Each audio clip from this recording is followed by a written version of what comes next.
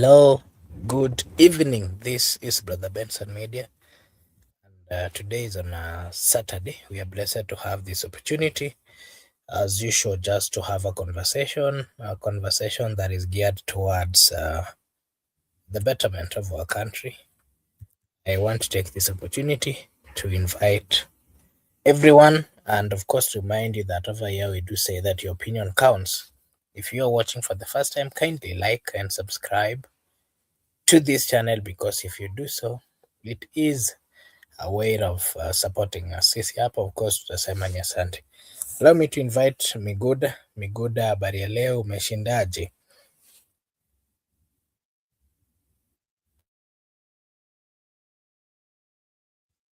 Naweza tuambia siku yako imekuwa vipi na yapi mapya umeona Miguda? Okay, yeah, so today, just like I've mentioned, I want us to have a discussion on the topic that is over here, the meeting that was held by Dr. Matiang'i together with Rigathi Gachagua. And of course, we want to see actually get deep into it and the possibilities of what might have been, discussed by the two leaders. Of course, ahead of the 2027 general election, an election that, people are really eager, waiting. Politicians are also doing their level best to ensure that they convince the people. Yeah, so Miguda, unaweza tuambia siku yako imekuwa vipi, and you can also update us on anything new that you've seen on your side.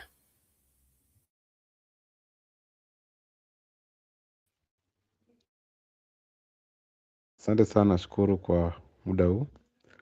Just want to confirm to you that my day has been good.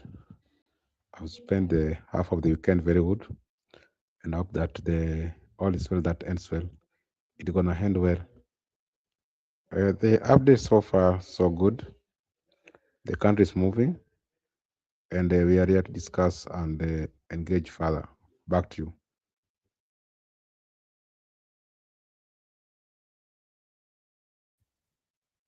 Okay, thank you so much. And I just want us to get straight to the topic.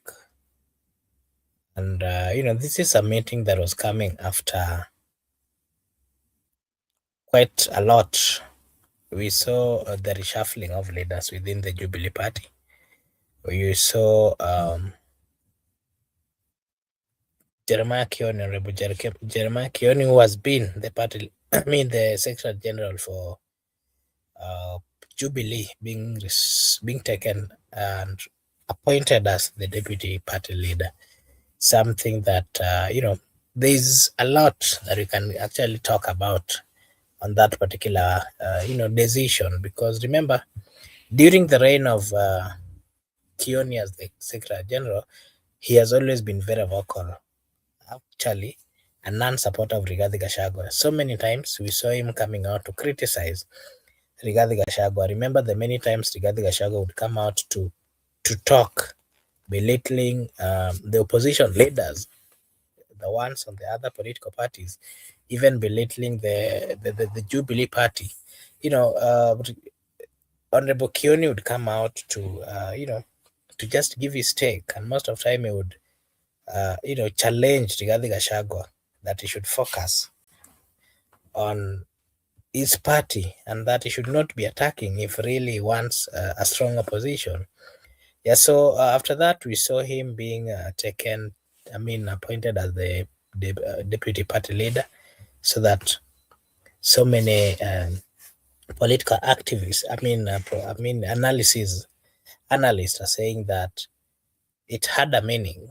Maybe he was being removed as a way of letting the party negotiate with the likes of Rigathi Gachagua and, of course, with other political parties. So after that, of course, we saw the meeting that was held between Matiang'i and Gachagua. And, of course, there are reports suggesting that Rigathi Gachagua and, of course, Matiang'i met privately, of course, and it was away from the media coverage. And of course, remember this meeting is coming just months after Raila Odinga's passing, a moment when Kenya's political landscape is also shifting, and we are seeing political parties are also coming together and also looking for like-minded. Maybe Migoda, what would be your take as an analyst? Because there are people who believe that the two may be exploring a mountain goosey alliance or a DCP Jubilee, of course, together with the other parties that are still within that particular um, setup. Uh, the parties calling themselves the opposition. What are your views about that particular meeting? Remember, not forgetting that Jubilee Party and DCP, they've not been um, in good terms.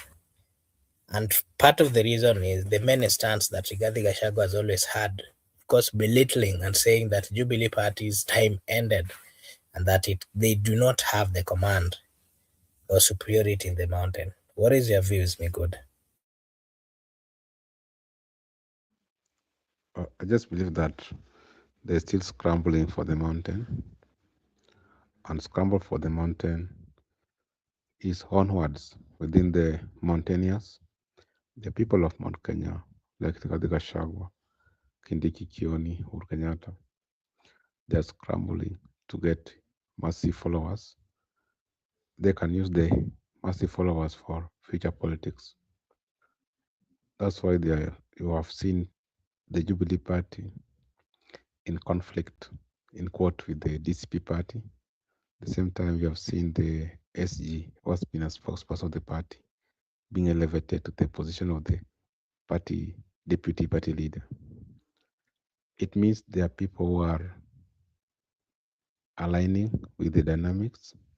There are people who are fronting themselves for the future lances, future positions. The more you are elevated, the more you are likely to combine and form with other position, other people. The issue of coalition, of course, you have talked Gachagua meeting Kioni secretly, Gachagua meeting Matiang'i secretly. They might discuss coalition. Like we've said, the future of this country is coalition.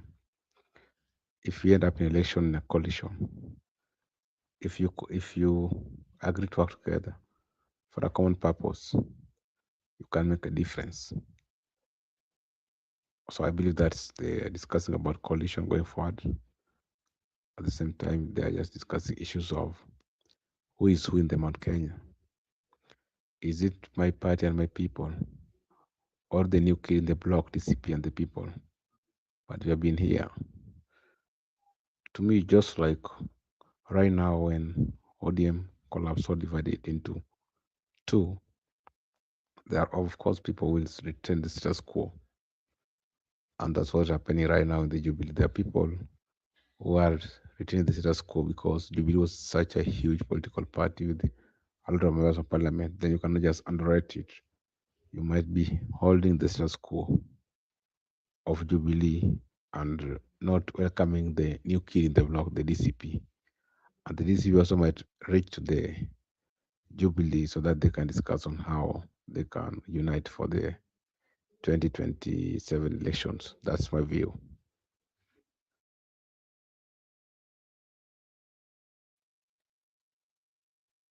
Okay, thank you so much, Migud, for your take. And the question then would be, why is the KK side alarmed? Both Matiang'i and Gachagua are seen as a potential contenders for 2022. And of course, that comes to the matters of succession politics. And again, you're also seeing Gachagua has had a strained relationship with Ruto since his impeachment saga. This is also raising quite a lot in terms of fear of betrayal that that we are seeing on that particular move. We're also seeing a united front between Matiang'i and Gachagua.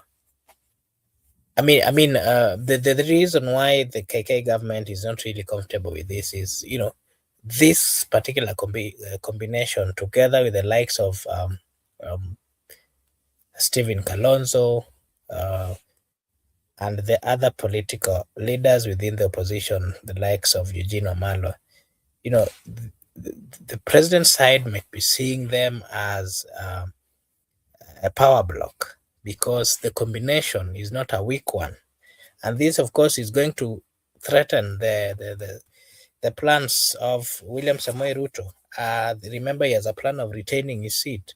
And that is why I'm asking you this question. Do you think this particular meeting would make or bring an alarm to the government or the people within the government supporting the president? That is the ODM amongst, together with other political parties, even though ODM has not fully confirmed that they're going to go that particular way.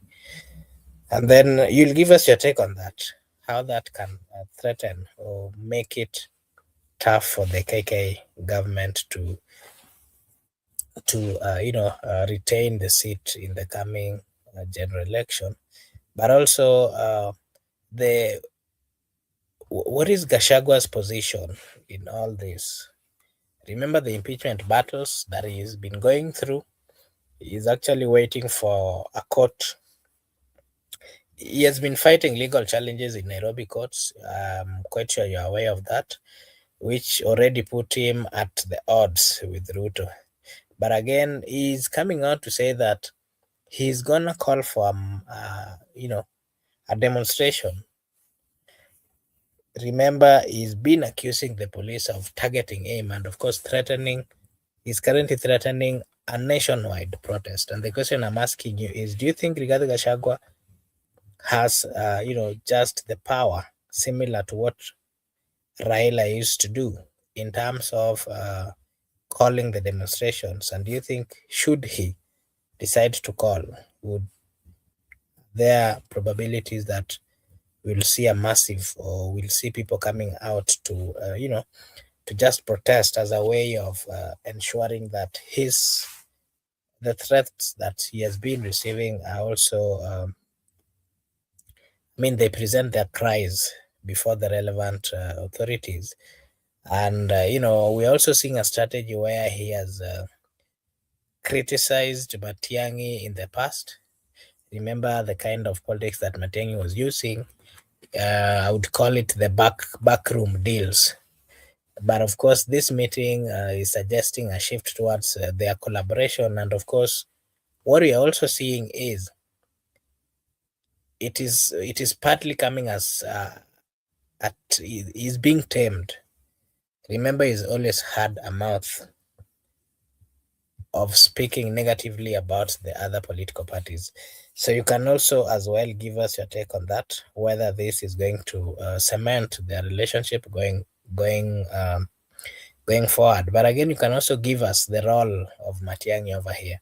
Remember, he was a former super CS secretary. He was known for his tough stance during the former President Uru's regime. And we are also seeing that even though since leaving office, Matiang'i is first he disappeared, if you can remember. He was not being seen, and then he later on came. And part of the reason why he came is he's been saying that he was called by the Gen Zs. And so he's just accepting the call. So he'll give us his political ambitions, whether they are truly genuine from him or he is coming out as a call from the young people.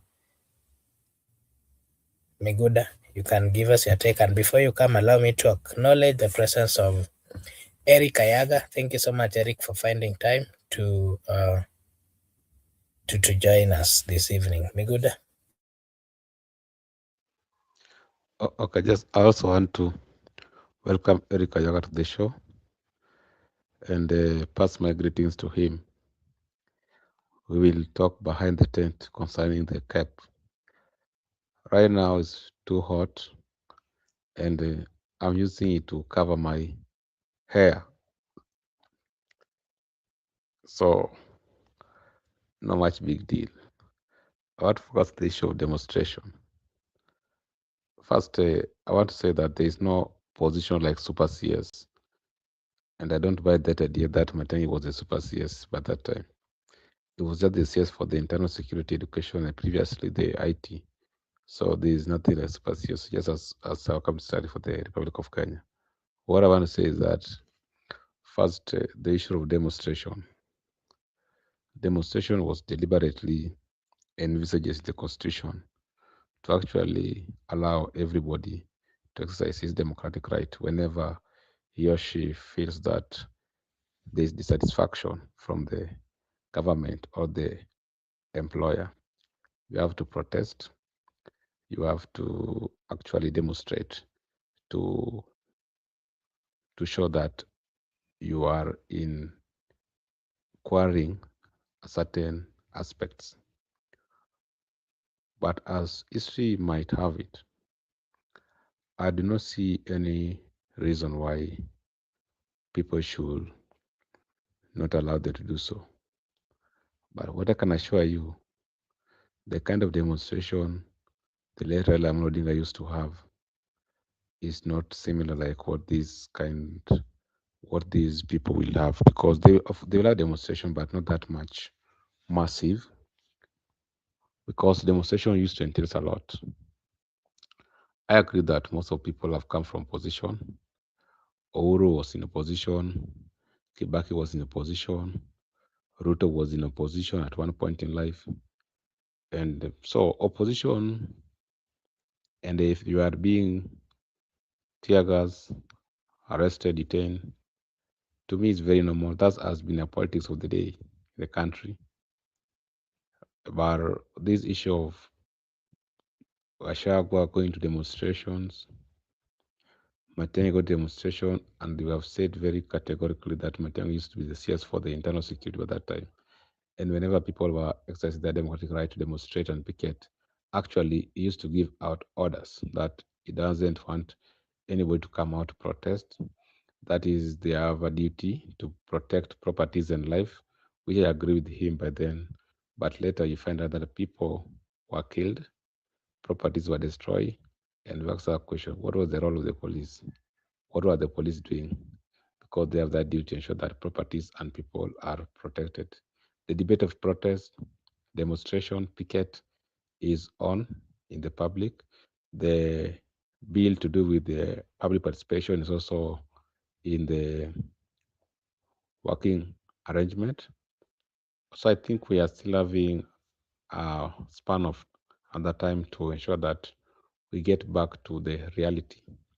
But I'm glad because it's now clear that the people who are actually trying to destroy Article 37, the issue of demonstration, picketing, assembly, currently they have found themselves whereby they want to use assembly, they want to do demonstration, they want to use picketing to present their petition to the government of the day. So it's very interesting because today they are there, the other day they were in the government. So let them just demonstrate. And the very way we were saying that is a democratic right to do so, the same way we are saying, okay, because you are there, as we cannot, the people who are there before, we cannot advocate that people should demonstrate. We still advocate for demonstration, picketing, assembly. Same time, we advocate for people to come out and present their petition to the relevant authority. That one I support 100%. So people should not say, okay, because one day in life you oppose demonstration, therefore you should not demonstrate. In fact, Matiang'i should be leading from front so that people can realize that these rights, they are not permanent. They are inherent. Either way, irrespective of your status, they affect you. Back to you.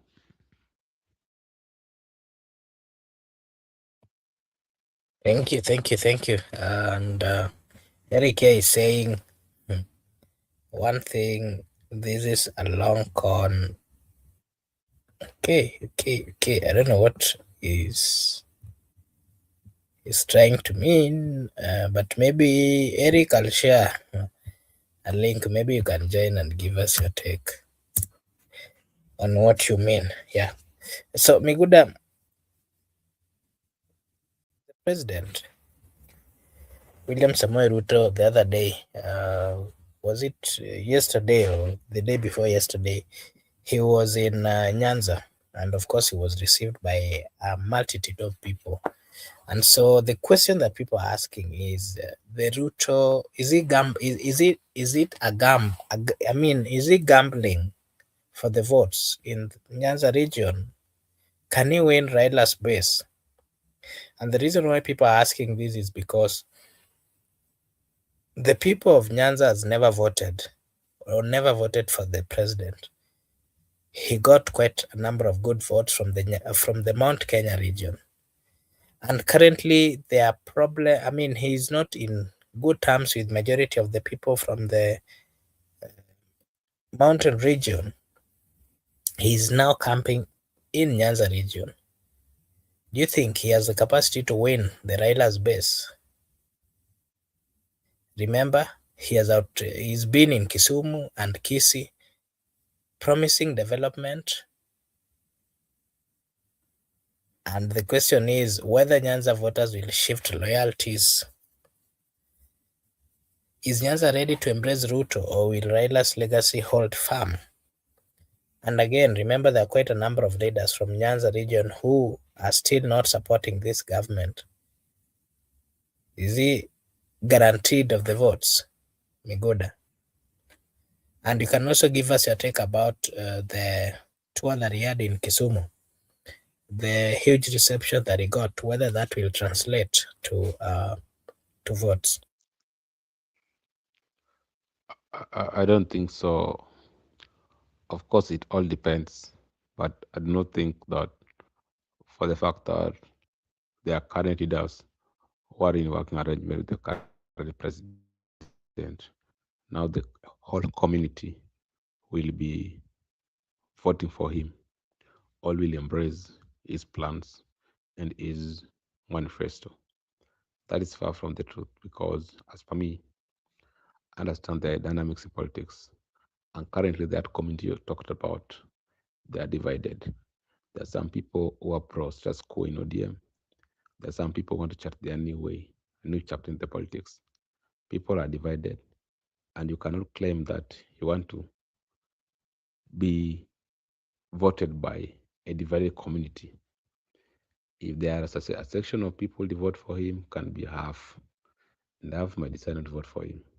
So it's not a sure bet that actually is going to take it freely from the community, or the people of the country are going to vote for him freely without any conditions, or they're going to do it unconditionally. That is fallacy. That is wrong. What I understand that the people of their community must be settled, in many ways. So things might be still a long way in politics. To know 1 year in politics is like 1,000 years. Anything can happen between now and even December. So I don't want to speculate much about the issue of community A, community B voting for who and who.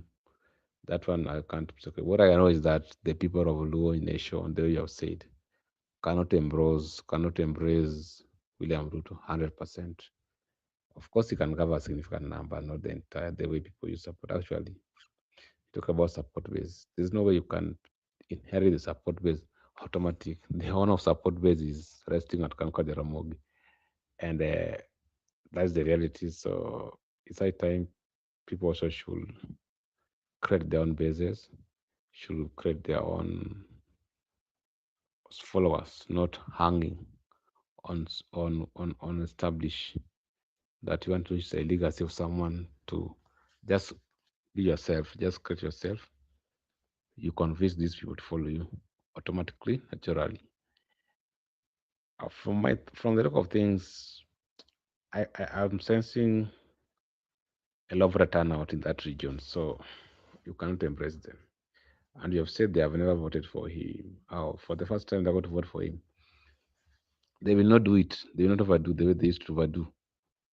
They used to spend all their energy, their heart, mind, strength, and soul supporting Raila Amolo Odinga. That one they will not do for William Ruto.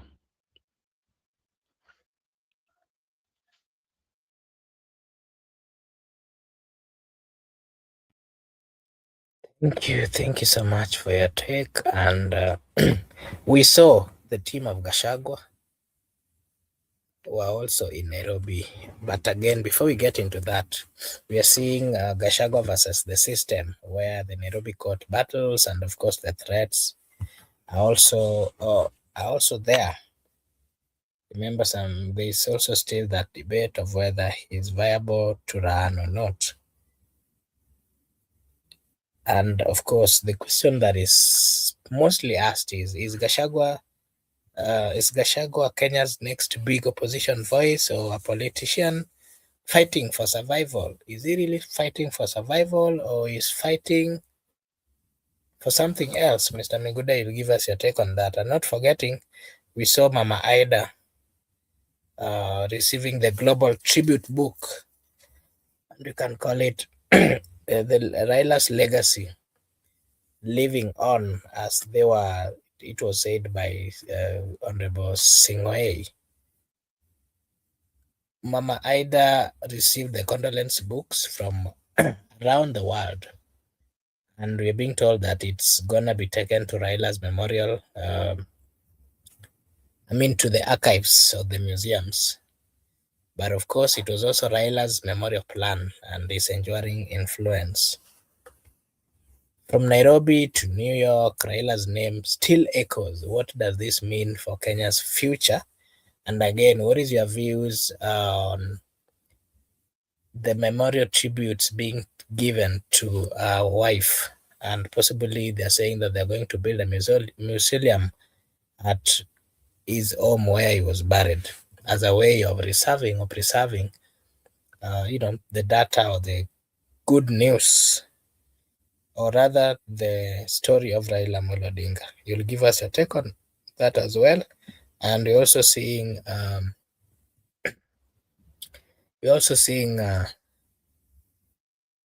saw the former deputy president Rigathi Gachagua, the former vice president Kalonzo Musyoka, we saw Matiang'i, we saw Eugene Wamalwa, amongst others. They were all in Nairobi, and they did held. They held. They also had a meeting with the people within Nairobi, and of course, they were also received with quite a number of good people, a high number of people who are, there to just give their views as well, and to show up for that particular rally that they had. They are still, of course, insisting that they're going to work together and that they're coming up with ways or conversations which are all geared, according to them, assisting or helping the people of Kenya. More of some of the promises they had is they are planning to revoke the affordable housing and the people's salary being deducted for that purpose. They're also saying that they're going to lower the taxes so that the people of Kenya would get the opportunity to afford their basic needs as per their comments. What are your views on those particular comments from the political leaders from the opposition? And then maybe after that, you can give us your final remarks.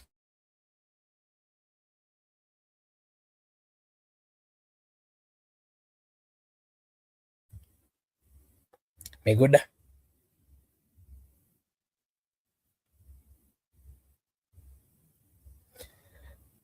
Okay. I don't know whether is there or is having a problem with this internet. Miguda, can you hear me?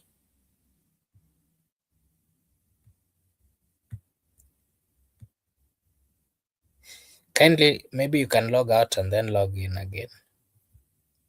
You give us your take. And as we wait for him, I want to take this opportunity to remind our viewers that this is Brother Benson Media, and over here we do say that your opinion counts.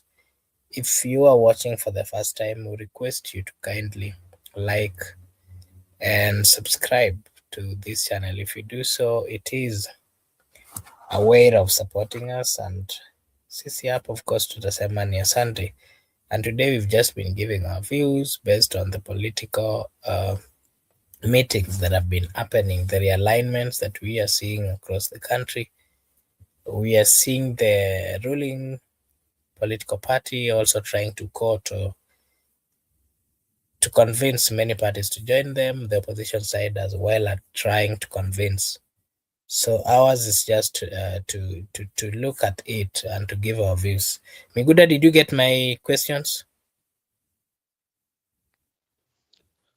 Yeah, I got your questions. Well, let me respond. I was saying that the issue of the court to determine Gashago's fate, we can just allow it to the relevant authority to actually deal with it. What I'm saying, they are going to do all humanly possible to ensure that Gachagua does not come back to be in the ballot as a presidential candidate. What also I'm concerned is that Gachagua might be forming an alliance with the people to actually counter the William Ruto. The World Memorable Tribute, which was supposed to be deposited at Kanka Jaramogi by the family, I can just say Raila died long time ago, but now people are still mourning him, and that has been happened before. If you go to most of these great leaders in this country, you find there is some mausoleum with maybe their heart, what they used to be the symbol of authority. What I can say is that that is family affair, and we are yet to actually see what will happen. When he talked about Matiang'i meeting Gachagua and decided the fate of the country, those two people, politics, there's no permanent friend or enemy. It's all about convenience and interest. Right now, Matiang'i and Gachagua have no option but to work together. If they must settle William Ruto, they have to work together. So that's how politics is. You are forced to work with somebody. But you never know. William Ruto can still work with Gachagua. That's why I don't want to delve much into Mr. as if I'm the one on the front line. Because Ruto still can work with Gachagua. Gachagua can still work with Ruto. There's no you don't say never in politics. You cannot say never in life. You can form alliance with your opponent in future. Whether they are going to work or not, that's now up to them. But I'm just want to say there's no rigidity and permanent enemy in politics, but it's all about interest.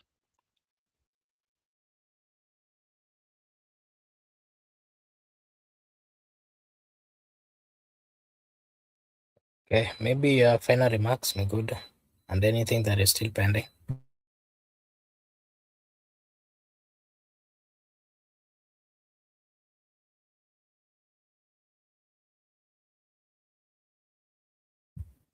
Miguda?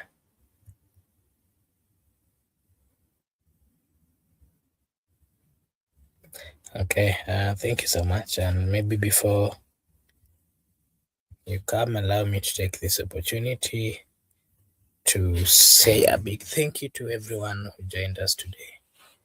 Really appreciate. I want to remind you that if you're watching us for the first time, kindly like and subscribe. If you do so, it is a way of supporting us. Miguda, are you there? Yeah. I'm here. I'm here.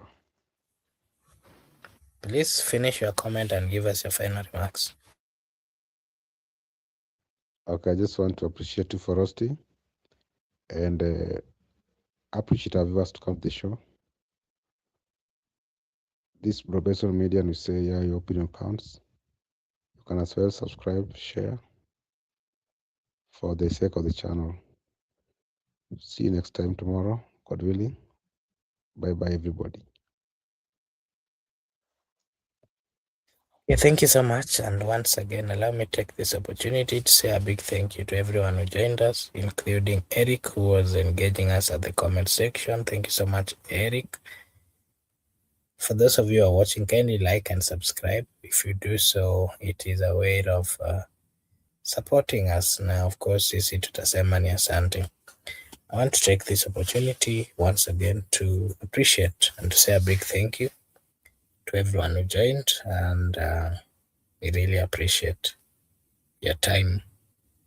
I am now taking the opportunity to wish you all, of course, a blessed night, a blessed morning, a blessed afternoon, blessed evening from wherever you're watching us from. We hope to catch up tomorrow for the next show. Thank you so much, and may God bless you.